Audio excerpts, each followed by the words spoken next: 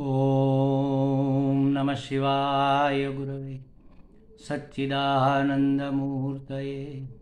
निष्प्रपंचाय शांताय निरालंबाय तेजसे। हरिओम प्रभु जी, आज के इस अध्यात्म परिषद में आप सबका स्वागत है। आज का प्रश्न मुंबई से पूनम भाटिया जी का है। उन्होंने जो पूछा है वह 2 दिन पहले बेंगलोर से ज्योति जी ने जो पूछा था, वही बात थोड़े भिन्न शब्दों में भिन्न एंगल से पूछी गई है। यही बात हर एक साधक को भिन्न भिन्न एंगल से, भिन्न भिन्न दृष्टिकोण से, भिन्न भिन्न शब्दों में कहीं ना कहीं परेशान करती रहती है। तो पहले उन्होंने प्रश्न पूछा, फिर लिखा कि मुझे ज्योति जी के जवाब में से उत्तर मिल गया। फिर भी मैंने कहा कि नहीं, उत्तर तो मिल गया लेकिन मैं संतुष्ट नहीं हूँ। मुझे लगता है मुझे थोड़ा और खुलासा करना चाहिए ताकि साधकों के प्रश्न का समाधान हो सके, समस्या का समाधान हो सके। इसलिए आज इसका प्रश्न लिया जा रहा है। मुंबई से पूनम भाटिया जी ने पूछा है कि इस अध्यात्म मार्ग पर चलते हुए बहुत बार ऐसा होता है कि सही दिशा में जा रहे हैं, किंतु मुमुक्षा दृढ़ होने पर भी क्यों बार बार लगता है कि वहीं के वहीं खड़े हैं। वैराग्य बार बार स्मशान वैराग्य क्यों साबित हो जाता है। क्यों वैराग्य दृढ़ नहीं होता। हर बार वैराग्य की स्थिति में लगता है कि क्यों पिछली बार भी इस स्थिति में नहीं टिक पाए और क्या इस बार भी वही होगा। तो 2-3 बातें इसमें समझ लीजिए प्रभु जी। आपका प्रश्न बिल्कुल जायज़ है। ये प्रश्न होता ही है और होना भी चाहिए। यह प्रश्न भी दिखाता है आप कितनी उत्सुक है इन सभी बातों में। ये अच्छी बात है, अच्छा लक्षण है। लेकिन हमने कुछ कुछ मान रखा है। पहले तो उसका जरा ख्याल कर लेते हैं, फिर हम समस्या का समाधान करेंगे। आपने कहा कि बहुत बार ऐसा होता है कि सही दिशा में जा रहे हैं। कैसे तय किया भाई आप सही दिशा में जा रहे हैं? जरा जांचो, वास्तव में आप सही दिशा में जा रहे हैं? अगर हम जा रहे होते तो बार बार मुड़कर वापस क्यों आ जाते? जब मन में संशय होगा कि यह दिशा सही है, लगता तो है लेकिन होगा कि नहीं, तो ये संशय है।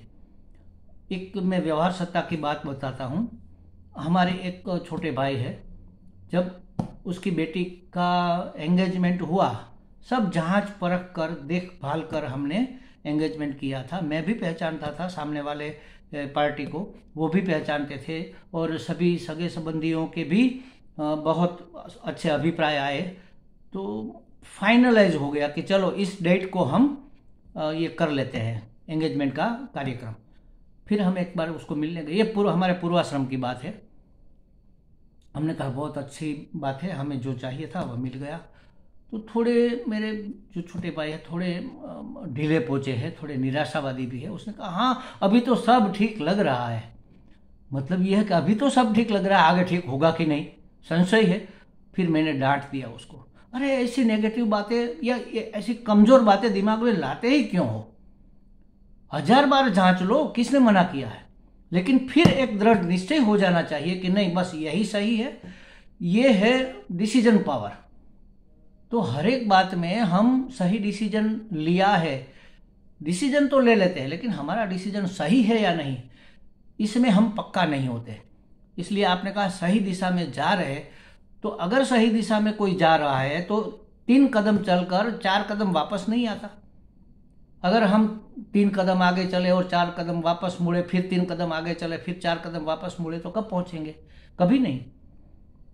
मतलब यही हुआ कि दिशा तो सही है, आपने निश्चय भी सही किया है, लेकिन अपने निश्चय को दृढ़ नहीं किया है कि नहीं यही सही, यह सही दिशा है, इतना काफी नहीं है, यही दिशा सही है, ऐसा निश्चय होना चाहिए। एक बात वो तो हुआ होगा, मैं तो यूं ही कह रहा हूं, सबकी समझ के लिए बता रहा हूं। किंतु मुमुक्षा दृढ़ होने पर भी क्यों बार बार लगता है कि वहीं के वहीं खड़े हैं। अगर मुमुक्षा दृढ़ होती तो ये बातें नहीं होती। हमने मान लिया है कि हमारी मुमुक्षा दृढ़ है। मुमुक्षा माने मुक्त होने की इच्छा। अच्छा, मुक्त होने की इच्छा, तो पहले विवेक करो, जरा सोचो, निश्चय करो किस चीज़ से हमें मुक्त होना है, किन किन बातों से मुक्त होना है, कहाँ पर हमारी पराधीनता है, कहाँ पर हमारा बंधन है, कहाँ पर हमारी परवशता है, कहाँ पर हमारी मजबूरी है, कहाँ पर हमें न चाहते हुए भी अनचाही वस्तुएं, अनचाहे परिस्थिति, अनचाही घटनाएं, अनचाहे दुख पीड़ा आ जाती है। जरा बैठकर सोचो कि कहाँ से हमें मुक्त होना है, तब दृढ़ता पूर्वक आपकी मुमुक्षा फिक्स होगी कि नहीं, हमें इन सभी बातों से मुक्त होना है। बात करेंगे इसके बारे में। ये तो जो हमारी समझ कहाँ पर कच्ची रह जाती है इसकी मैं बात कर रहा हूँ। तो दृढ़ होने पर भी बार बार लगता है कि वहीं के वहीं खड़े हैं। वास्तव में ये भी सच नहीं है कि आप वहीं के वहीं खड़े हैं। बहुत कुछ चल दिया महाराज। आप समझो कि 5 साल से अध्यात्म में आए, समझ लो, मान लो, आप तो कब आए मुझे पता नहीं, लेकिन जितने साल से पहले आप आए, तो उस वक्त आप कौन थे, कैसे थे, आपकी सोच क्या थी, आपकी समझ क्या थी, आपके सिद्धांत क्या थे, आपकी मान्यताएं क्या थी, आपकी धारणाएं क्या थी, याद करो। और आज उसमें कितना परिवर्तन है। अगर वहीं के वहीं होते तो सब धारणाएं, सब मान्यताएं वैसी की वैसी होती। उस वक्त कोई घटना घटती, सुखद या दुखद, तो उसका इफेक्ट कितने समय तक रहता था, आज कितने समय तक रहता है। तुरंत ही आप उससे निवृत्त हो सकते हैं, आपके पास समाधान है, आपकी समझ इतनी विस्तृत हुई है, कहां पर आप वहीं के वहीं खड़े हैं।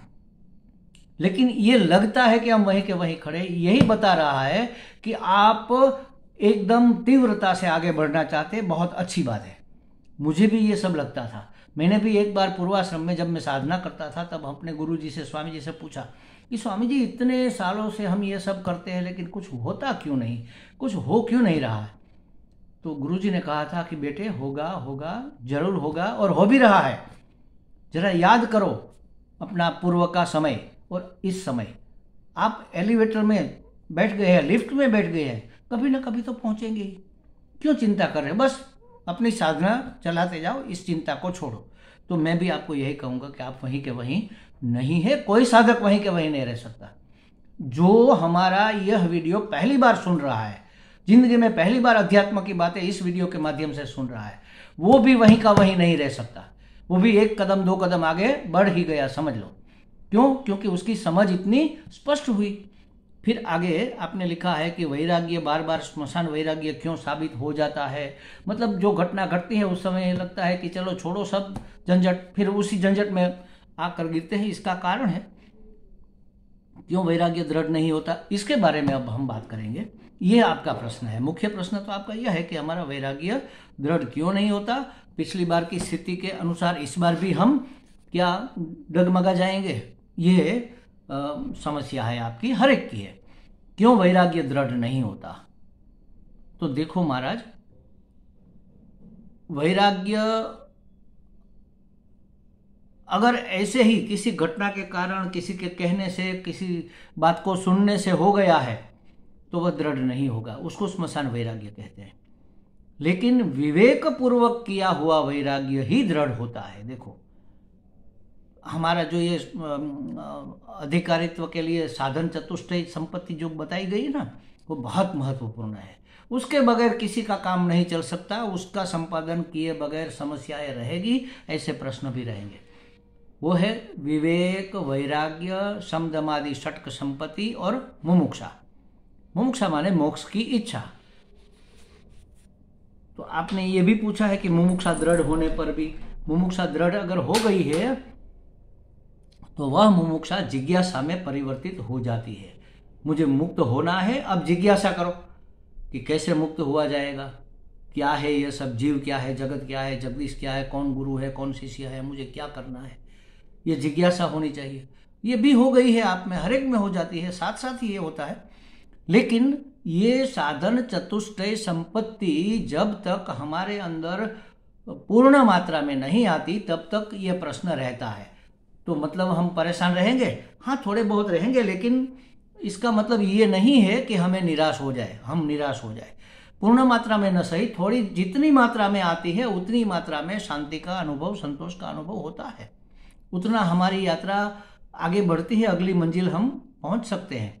सबसे पहला है विवेक। वैराग्य क्यों दृढ़ नहीं रहता? क्योंकि विवेक दृढ़ नहीं है। अगर विवेक दृढ़ हो गया तो वैराग्य आ ही जाएगा, और वैराग्य दृढ़ हो गया तो फिर समाधि संपत्ति में आप षटक संपत्ति में आपका प्रवेश हो जाएगा, समदम हो ही जाएगा। सम दम उपरति इत्यादि जो 6 साधन है, सब श्रद्धा समाधान सब हो जाएगा। तो विवेक कैसे दृढ़ हो? तो उसके लिए हमने कई बार कहा है, लेकिन हम करते कहाँ पर है? परीक्ष लोकान कर्मचितान। परीक्षा करो। भगवान ने हमें बुद्धि दी है, विवेक बुद्धि दी है, और मात्र मनुष्य को ही दी है। हर क्षण हम विवेक करते भी है। व्यवहार सत्ता में हमारे सामने हमेशा 2 रास्ते आते हैं, एक लेफ्ट का, एक राइट का। किस रास्ते पर जाए? एक प्रेय मार्ग, एक श्रेय मार्ग। ज्यादातर लोग प्रेय मार्ग को पसंद कर लेते हैं। प्रेय माने जो प्रिय है, वही मन को जो भाता है उसको स्वीकार कर लेते हैं। और श्रेय माने जो कल्याणकारी है। जो प्रिय है वह कल्याणकारी होगा ही, यह जरूरी नहीं, लेकिन जो कल्याणकारी है वह प्रिय हो भी सकता है, अगर समझ आ जाए तो हमारे सामने हर क्षण एक 2 राह पर हम खड़े होते हैं, उसमें से हमें पसंद करना होता है। समझो कि आप भोजन करने बैठे, आपके भोजन में थाली में कई चीज़ें परोसी है। अब फरसाण भी है, नमकीन भी है, मिष्ट अन्न भी, मिष्टान भी है, रोटी है, दाल है, चावल है, सब है। अब कौन सी चीज़ पहले मुंह में डालें? तो तुरंत हमारी जो वासना है, हमारे पूर्व के अभ्यास के कारण हमारी पसंद नापसंद है, उसके अनुसार हम कोई चीज़ पहले उठाएंगे। कोई मिठाई को पहले चखेगा, कोई नमकीन को पहले, भजिया वजिया जो भी है, कचौड़ी वचौड़ी उसको लेगा, कोई रोटी दाल पहले खाएगा। तो हर क्षण, हर परिस्थिति में हमारे सामने 2 रास्ते हैं, और उसमें से हम किसी एक को पसंद करते हैं, मतलब कि हम विवेक करते हैं। लेकिन कैसे विवेक करते हैं? अपनी वासना के अनुसार विवेक करते हैं। तो यहाँ वासना के अनुसार नहीं, लेकिन समझ के अनुसार विवेक होना चाहिए। आपने कहा ना कि बार बार क्यों हम डिग जाते हैं, बार बार ये हमारा वैराग्य, श्मशान वैराग्य क्यों साबित होता है? तो महाराज देख लो, 2 परिस्थिति हमारे जीवन में आती है, हर एक के जीवन में, मेरे आपके सबके जीवन में। एक तो इस जन्म की समझ, और दूसरा पूर्व जन्म के संस्कार। गत जन्म की जो समझ है उसके अनुसार हमारा व्यवहार हो जाता है। गत जन्म के जो संस्कार, समझ कह लो, संस्कार कह लो, उसके अनुसार हमारा व्यवहार हो जाता है। और इस जन्म का जो विवेक है उसके अनुसार भी हमारा व्यवहार होता है। तो जब हम डगमगा जाते हैं तो समझ लो कि आपके पूर्व जन्म के संस्कार हावी हो गए। आपका इसमें कोई दोष नहीं है, लेकिन तुरंत हमें पता चलना चाहिए, विवेक होना चाहिए कि ये बात गलत हो गई, ये बात गलत है, ऐसा नहीं होना चाहिए, ये मुझे पसंद नहीं है। उसको पसंद नहीं करो। क्यों ऐसा होता है? हमारे जीवन में बार बार हम क्यों डिगमिगा जाते हैं? क्योंकि हमारे मन में कामनाएं भरी हुई है। कामनाएं क्यों है? अज्ञान के कारण। क्या अज्ञान है? कि हम आधे अधूरे हैं, हमें पूर्ण होना है। पूर्णत्व का जब तक अनुभव नहीं होगा तब तक पूर्ण होने की कामना होती रहेगी। पूर्ण माने आनंद स्वरूप, अखंड एक रस आनंद स्वरूप हमें होना है। तो अगर ऐसा नहीं हुए तो हम धन एकत्र करेंगे कि इससे हमें आनंद और भोग की प्राप्ति होगी, सुख भोग की।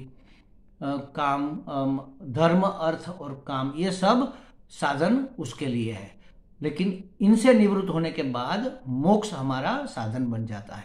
तो अज्ञान के कारण मन में कामना पैदा होती है। कामना पूर्ति होती है तो राग हो जाता है उसके प्रति कि बार बार मिले, बार बार हो।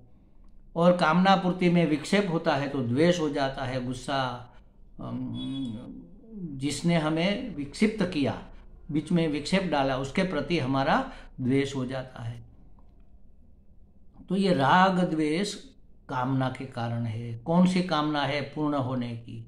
पूर्ण होना माने क्या, कैसे पूर्ण होंगे, आज तक हमने प्रयत्न किया, क्या पूर्णता प्राप्त हुई? आज तक संसार में सभी लोगों ने बहुत धन कमाया, बहुत पैसे कमाए, बहुत बड़ा पद प्राप्त किया, बड़ा प्रधान हो गए, राष्ट्रपति हो गए, वहां तक चले गए, क्या पूर्णता प्राप्त हुई? प्रतिष्ठा प्राप्त की, बहुत बड़े आदमी है, बहुत महान आदमी है, क्या पूर्णता प्राप्त हुई? किसी को हुई? किसी को नहीं हुई तो हमें कैसे हो सकती है?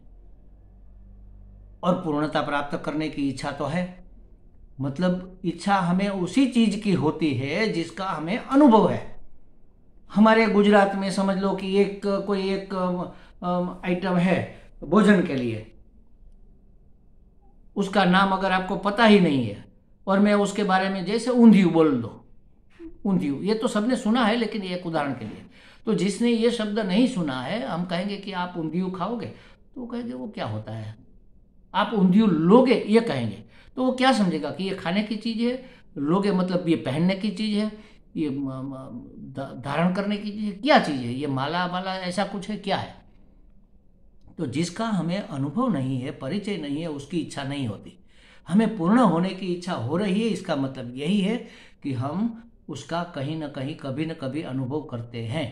हमारी अपूर्णता निवृत्त हो जाती है कभी हमारे सुषुप्ति काल में, कोई अपूर्णता वहां पर नहीं रहती, कुछ नहीं होते ये संसार के कोई विषय, फिर भी सुबह में उठकर कहते बड़े सुख से सोया, आनंद से सोया। कहाँ से पता चला भाई आनंद से सोया, क्या था वहां पर? क्योंकि स्वयं आप ही थे, आप आनंद स्वरूप थे। तो जब हमें ज्ञान होगा कि मैं ही आनंद स्वरूप हूं, मैं ही सर्वरूप हूं, मैं ही परम हूं, मैं ही अनंत हूं, तब ये पूर्णता प्राप्त होगी। तो ये विवेक इससे होगा या नहीं, जगत का मिथ्यात्व का निश्चय हुए बिना उससे वैराग्य नहीं होगा। हम बोल तो देते हैं ब्रह्म सत्य जगन मिथ्या, ये जगत मिथ्या है, लेकिन हमें मिथ्या लगना भी तो चाहिए, सिर्फ बोलने से क्या फायदा? मिथ्या माने क्या? जो जहां जैसा दिख रहा है, अनुभव में आ रहा है, वो वहां वास्तव में वैसा नहीं है। जैसे मृगजल हमें दिखता है, पानी का तालाब लहरें मार रहा है, चलो दौड़कर जाएंगे, वहां स्नान करेंगे, पानी पिएंगे, वहां जाते हैं तो कुछ मिलता नहीं है, तो दूसरे दिन वो नहीं दिखेगा। लेकिन हमें विवेक हो गया कि वह वास्तव में जल नहीं है, जलाभास है, जल का आभास है। उसी तरह इस संसार के विषयों में सुख के लिए हम उसके पीछे पीछे दौड़ते हैं और सब इकट्ठा करते हैं, भोग संग्रह के लिए मरे जा रहे हैं, लेकिन आज तक कभी विचार नहीं किया कि अरे भाई ये तो मृगजल है, कुछ मिलता नहीं, मिलता लगता है लेकिन मिलता नहीं है, लगता है कि मिल गया लेकिन मिलता नहीं है। हमने एक बार एक उदाहरण दिया था, एक तालाब में हीरो का हार किसी ग्वाला को दिखा, उसने पकड़ने के लिए डुबकी लगाई, हाथ में भी आ गया, लगता था पानी में था तब, लेकिन बाहर निकला तो हाथ में कुछ नहीं था, हार तो वहीं का वहीं रह गया। क्यों? क्योंकि वह हार वहां था ही नहीं, ऊपर लटक रहा था पेड़ की डाली में, उसका प्रतिबिंब वहां गिर रहा था, तो लगता है कि हाथ में आ गया लेकिन आता नहीं है। तो हमारे आनंद स्वरूप का प्रतिबिंब इन विषयों में हमें दिखता है, इसलिए विषय का भोग करते वक्त हमें लगता है कि हाथ में आ गया आनंद, लेकिन जैसे ही भोग खत्म हुआ आनंद खत्म, एक क्षण दो क्षण रहता है फिर चला जाता है। भोग को हम नहीं भोगते, भोग हमें भोग लेता है, हमारी इंद्रिया जर्जरित हो जाती है, क्षय हो जाता है। तो ये विवेक कब होगा? जब हम इसके बारे में बैठकर शांति से एकांत में इसके बारे में गंभीरता पूर्वक, ऐसे चलते फिरते नहीं, गंभीरता पूर्वक सोचेंगे कि वास्तव में क्या है। फिर इस संसार को छोड़कर जाने की जरूरत नहीं, इसमें रहो आराम से, लेकिन जानते रहो कि ये जो दिख रहा है वैसा वास्तव में नहीं है। हम देखते हैं दर्पण में तिलक लगाने के लिए, लेकिन क्या दर्पण में तिलक लगाते हैं? नहीं, दर्पण में देखकर तिलक अपने माथे पर लगाते हैं। बस उसी तरह संसार में विषय देखेंगे, विषय का उपयोग भी करेंगे, उपभोग नहीं उपयोग भी करेंगे, और समझेंगे कि ये आनंद हमारे अंदर से आ रहा है, हमारा अपना आनंद है। विषय तो निमित्त बन रहे हैं, विषय तो हमारे आनंद को प्रतिबिंबित कर रहे हैं, इसका ये दर्पण का काम कर रहे हैं। ऐसी समझ जब स्पष्ट होगी तब उसको विवेक कहेंगे। ये विवेक दृढ़ हो जाना चाहिए। जगत मिथ्या है यह निश्चय जब तक दृढ़ नहीं होगा तब तक उसके प्रति वैराग्य नहीं होगा। आनंद हमारा स्वरूप है। स्वरूप माने क्या? जैसे प्रकाश सूर्य का स्वरूप है, तो सूर्य को प्रकाश देना नहीं पड़ता, सूर्य की उपस्थिति में प्रकाश होता ही है। बस उसी तरह हमारी उपस्थिति ही आनंद मात्र है। तो हमारी उपस्थिति ही आनंद का निमित्त है, कहीं से आनंद प्राप्त करने की जरूरत ही नहीं। मैं हूं, यही आनंद की बात है। मेरा होना ही आनंद स्वरूप है। और कुछ हमें क्या चाहिए आनंद के लिए? बस मैं हूं, ये बड़े मजे की बात है, बड़े आनंद की बात है। खुश रहो, मौज में रहो।